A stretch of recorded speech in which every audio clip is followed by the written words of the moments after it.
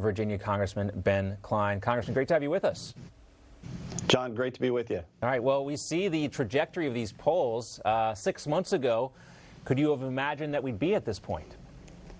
Absolutely. You know, Biden's agenda has floundered from the very beginning. Terry McAuliffe is just carrying his water, and much the way in his last administration he carried the water for Barack Obama's presidency. And voters are rejecting this shift to the left. They have had 2 years of a Democrat-led legislature putting in abortion on demand, higher taxes, more regulations, and they aren't having it anymore. They don't want woke bureaucrats teaching their children, much as Terry McAuliffe said, that parents shouldn't be involved in choosing how their children are taught, and that's just not the way most parents feel. So we're going to have a great Glenn Youngkin victory tonight and hopefully take back the House of Delegates as well. Now, your district is a little bit south and west of Washington, D.C., if I am not mistaken? The district actually extends up the Shenandoah Valley to Front Royal, so I do have some Washington newspaper subscribers in my district, people who make that hour-and-a-half commute. But for the most part, it's just hardworking men and women who are just looking to get their kids a good education, have good infrastructure, and good jobs.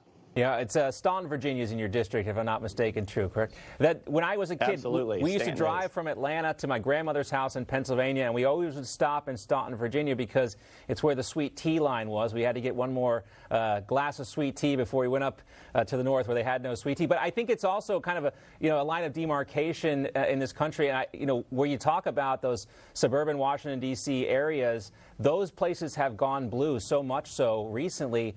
But this issue of critical race has really changed things, hasn't it? Even for some folks who traditionally have voted Democrat in the state of Virginia, this has changed minds. Absolutely, and even in Stanton, where they do vote blue in presidential elections. They elected a Republican city council last year, and they're poised to elect Glenn Youngkin this year. And they tend to vote however the statewide total ends up. Stanton tends to mirror that.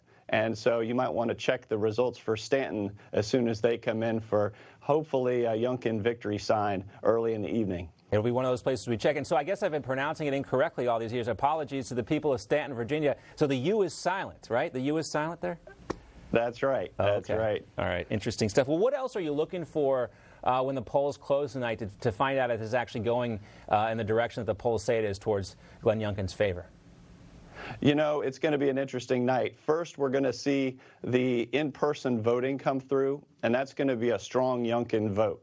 But at that point, then the absentee ballots are going to come in, the mail-in ballots are going to come in, and at the very end of it all, Fairfax County, one of the bluest localities in Virginia, has said that they're going to be at 10 or 11 o'clock before they even come in. And that's disappointing. You would hope that we would have votes in at all at the same time. Plus, Democrats have weakened the integrity of our elections in Virginia by having unmonitored drop boxes and voting right up until the day of election. They got rid of photo ID. And so it's going to be a week. You know, if it's really close, it may be a week before we find out who's the winner. Yeah, it's interesting to think back, too, on that email that was accidentally sent out by the McAuliffe campaign. Looks like they may have been hiring somebody to contest the election as well. You know, it's going to be a long night for sure. We'll see what happens tomorrow. Great to see you, Congressman Ben Cline from Virginia. Take care. Now, again, apologies to the people of Stanton, Virginia. I've been pronouncing it incorrectly for 40 years or so. Great to see you, sir. No problem. Thanks so much.